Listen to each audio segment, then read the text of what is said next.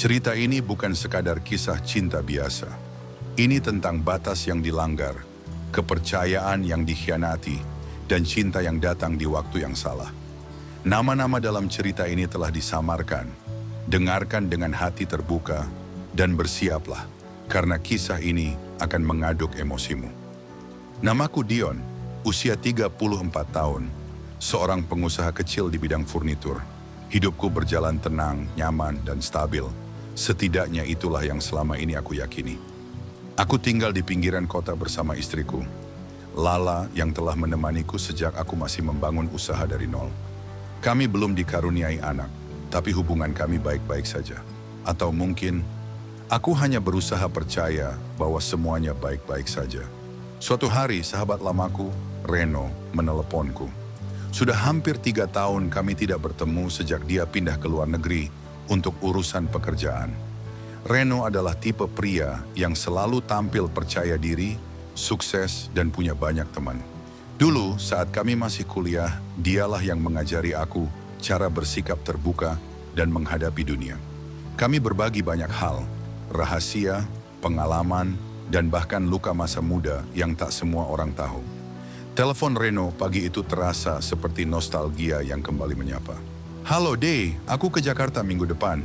Bisa mampir ke tempatmu nggak?" Tentu saja aku langsung setuju. Lalu dia menambahkan, "Aku nggak sendiri, ya, aku bawa istriku juga." Aku sempat kaget karena setahuku Reno belum pernah bilang soal pernikahan. Tapi aku senang. Aku pikir ini akan jadi reuni kecil yang menyenangkan. Hari kedatangan mereka pun tiba. Aku dan Lala menyiapkan kamar tamu di lantai atas, membersihkan rumah, dan memasak makanan favorit Reno. Ketika mobil hitam berhenti di depan rumahku, jantungku berdetak lebih cepat, entah kenapa. Dan saat pintu mobil terbuka, aku melihat sosok perempuan tinggi, semampai turun lebih dulu. Namanya Vira, istri Reno. Dan saat mataku bertemu dengannya untuk pertama kali, ada sesuatu yang aneh kurasakan. Sesuatu yang tidak seharusnya muncul. Senyumnya begitu hangat, namun menyimpan aura misterius yang sulit dijelaskan. "Dion ya, senang akhirnya ketemu. Reno sering banget cerita soal kamu." Aku membalas senyumannya sambil menjabat tangannya. Namun dalam sekejap, ada getaran halus yang menjalar di kulitku saat menyentuh jemarinya. Reno menyusul keluar, memelukku dengan tawa keras seperti biasa. "Aku bawa dia biar kamu bisa lihat betapa beruntungnya aku sekarang." Kami tertawa, namun hatiku gelisah. Selama beberapa hari ke depan, mereka akan tinggal bersamaku. Dan Vira akan berada di bawah satu atap denganku. Malam pertama kami makan malam bersama, Vira banyak bercerita tentang kehidupannya di Paris. Dia bekerja sebagai ilustrator lepas, sering bepergian, dan memiliki pandangan hidup yang sangat bebas. Lala tampak terkesan dengan gaya bicara dan wawasan Vira. Tapi aku tidak bisa mengalihkan pandanganku darinya. Setiap gerakannya, tawa ringannya, caranya menyentuh rambutnya yang jatuh ke wajah, semuanya menghipnotis. Aku merasa bersalah. Ini istri sahabatku. Ini perempuan yang tidak seharusnya kupandangi dengan cara seperti itu. Tapi malam demi malam, perasaan itu tumbuh. Dan yang lebih buruk lagi, aku mulai yakin bahwa dia juga menyadarinya. Suatu sore saat Lala sedang keluar belanja bersama Reno, aku dan Vira tinggal di rumah. Aku sedang di dapur saat dia datang dengan gaun santai, berwarna pastel, rambutnya digerai, dan aroma parfumnya memenuhi ruangan. "Kopi bikinanmu enak juga," katanya sambil duduk di meja bar dapur. Aku hanya tersenyum kikuk. "Aku belajar dari YouTube sih." "Lucu ya, kamu bisa jadi barista juga kalau bosan bikin kursi," katanya sambil tertawa ringan. Kami mengobrol, awalnya ringan. Lalu mulai masuk ke topik pribadi, tentang keluarga, tentang mimpi yang hilang seiring bertambahnya usia. "Kadang aku iri sama orang yang hidupnya stabil, kayak kamu dan Lala," katanya sambil menatap kosong keluar jendela. Aku menelan ludah. "Apa kamu bahagia dengan Reno?" Dia menoleh cepat lalu tertawa pendek. "Bahagia itu konsep yang fleksibel, Dion." Kalimat itu menancap dalam di pikiranku. Dan malam itu, saat aku berbaring di ranjangku di samping Lala yang telah tertidur, aku terus memikirkan Vira. Tatapannya, ucapannya, kehadirannya. Ada sesuatu yang menggoda, yang menguji batas moral dan logika. Dan yang lebih mengerikan, aku tidak bisa melawan godaan itu. Keesokan harinya aku mencoba menjauh. Aku pergi lebih pagi ke bengkel, pulang lebih malam. Tapi setiap kali aku pulang, dia selalu menyapa dari dapur atau duduk di ruang tamu dengan buku di tangan. Vira tak pernah mencoba menggoda secara terang-terangan, tapi sikapnya begitu ambigu. Dan entah kenapa, itu justru membuatku semakin penasaran. Puncaknya adalah saat kami berdua tanpa sengaja bertemu di balkon tengah malam. Reno sedang tidur, begitu juga Lala. Aku keluar untuk menenangkan pikiran, dan Vira sudah ada di sana, bersandar di pagar balkon. Insomnia? Tanyanya. Aku hanya mengangguk. Dia menatap langit, lalu berkata pelan, "Pernah nggak kamu merasa terjebak dalam hidup yang bukan milikmu?" Aku tidak menjawab, karena jujur aku sedang merasa begitu. Dan saat dia menoleh ke arahku, hanya beberapa jengkal dari wajahku, udara seakan membeku. Tak ada kata, tak ada gerakan. Tapi intensitas itu membuatku nyaris kehilangan kendali. Aku mundur perlahan, mengucap selamat malam, dan masuk ke dalam kamar dengan napas tersengal. Tapi aku tahu, aku sudah berada di tepi jurang, dan Vira adalah badai yang diam-diam mendorongku menuju pinggir. 3 hari telah berlalu sejak pertemuan kami di balkon itu, dan sejak malam itu, aku tidak pernah bisa memandang Vira dengan cara yang sama. Tidak lagi sebagai istri sahabatku, tidak lagi sebagai tamu di rumahku, tapi sebagai godaan hidup yang semakin nyata. Setiap pagi aku bangun dengan perasaan bersalah. Setiap malam aku tidur dengan imajinasi yang membuatku muak pada diriku sendiri. Tapi yang membuatku takut adalah kenyataan bahwa Vira tidak berubah. Dia tetap hangat, tetap lembut, dan tetap mematikan. Reno, sahabatku, sama sekali tidak menyadari apapun. Dia percaya padaku, seperti dulu saat kami masih sekamar kos dan saling berbagi mimpi. Aku merasa seperti pengkhianat, tapi aku tidak pernah menyentuh Vira. Tidak secara fisik, tapi pikiran dan emosiku sudah jauh melampaui batas. Pagi itu, saat Lala pergi mengantar ibunya ke rumah sakit dan Reno sedang bertemu koleganya, aku dan Vira lagi-lagi hanya berdua di rumah. Aku berniat pergi lebih awal, tapi saat aku turun ke dapur, dia sudah berdiri di sana. Mengenakan kemeja putih panjang milik Reno yang kebesaran, dengan rambut yang masih basah karena mandi. "Aku buatkan teh ya," katanya, seolah semuanya normal. Aku mengangguk, menahan gemuruh dalam dadaku. Kami duduk berseberangan, diam, hanya terdengar suara sendok mengaduk gelas.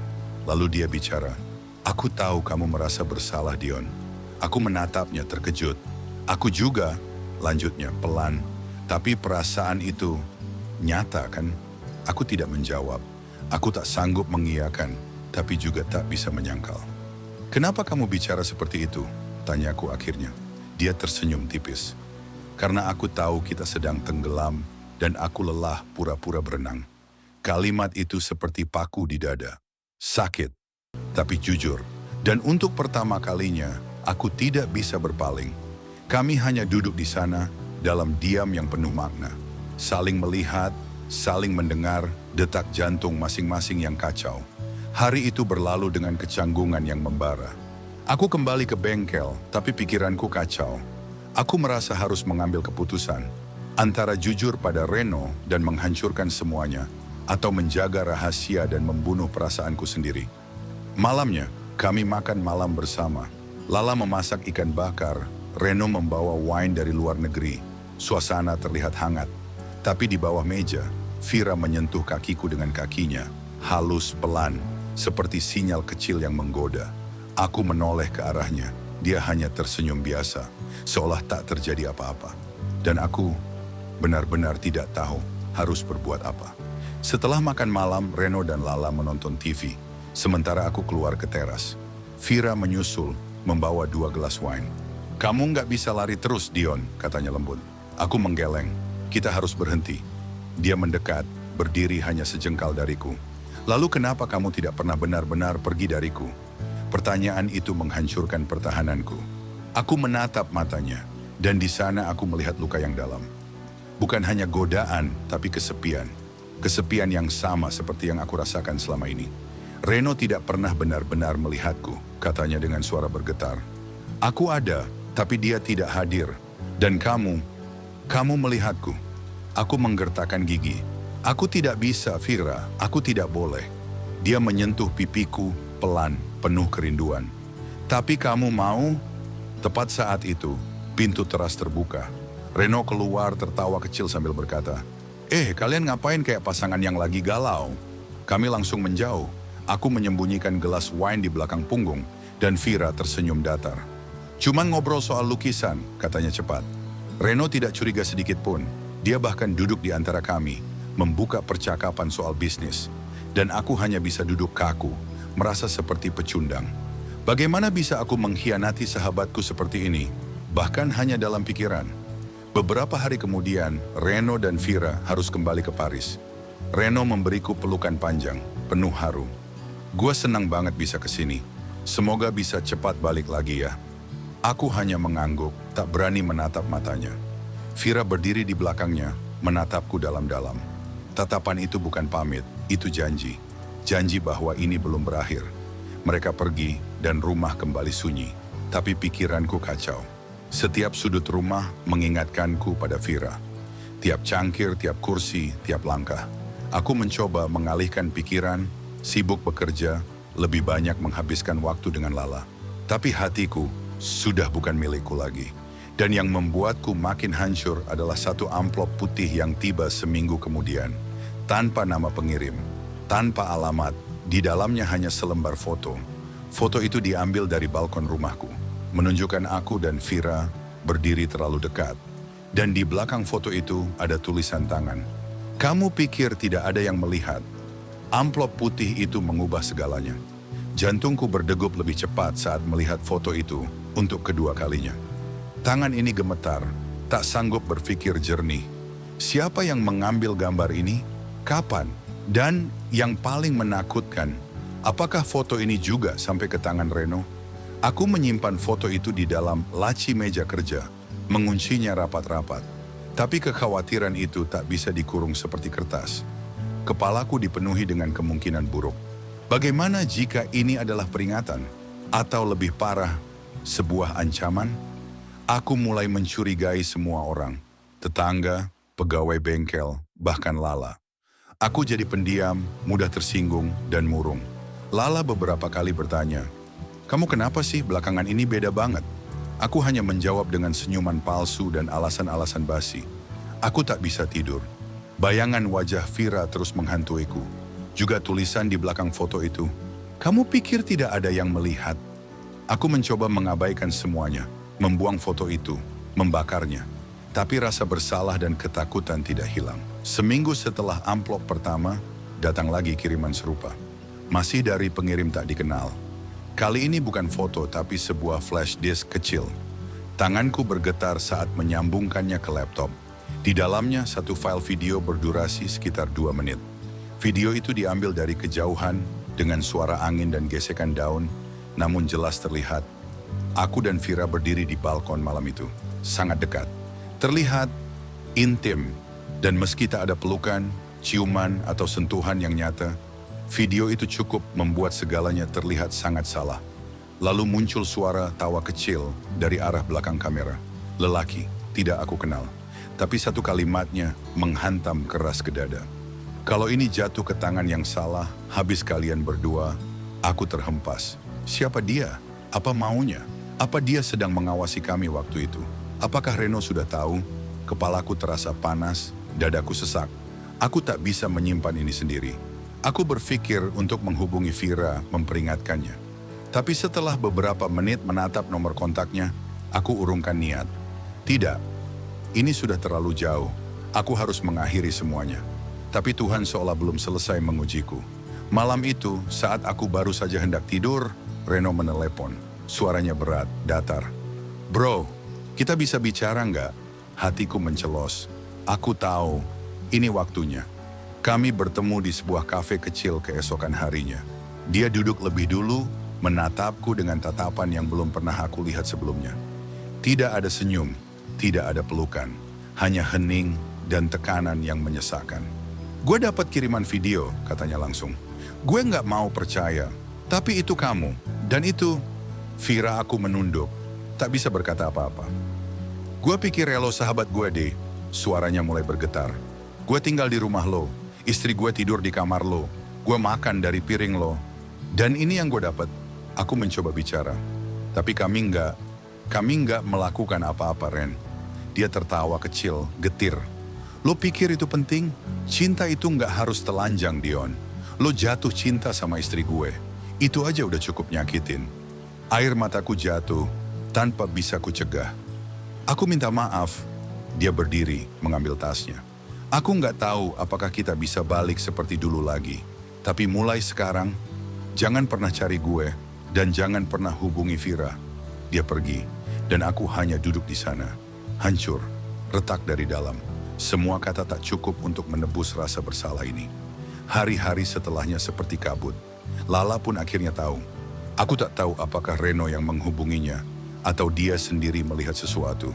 Tapi malam itu, dia hanya berkata, "Aku udah tahu dari lama, tapi aku nunggu kamu jujur." Aku menangis di hadapannya. Dan untuk pertama kalinya, Lala tak menangis. Dia hanya menatapku kosong, lalu pergi ke kamar tamu. Rumah ini tak lagi terasa seperti rumah, sunyi, dingin, penuh luka dan kata-kata yang tak pernah terucap. Aku kehilangan dua orang, sahabat terbaikku dan istriku. Dan Vira, dia menghilang. Nomornya tak bisa dihubungi. Akun media sosialnya lenyap. Seolah dia tak pernah ada. Namun beberapa bulan kemudian, aku menerima surat tanpa pengirim. Hanya selembar kertas tipis dengan tulisan tangan. "Maaf." Aku pun jatuh terlalu dalam. Aku tahu itu dari Vira. Aku tahu luka ini tak hanya milikku. Aku berdiri di depan cermin, menatap sosok yang telah menghancurkan dua hati, dua rumah, dan satu persahabatan.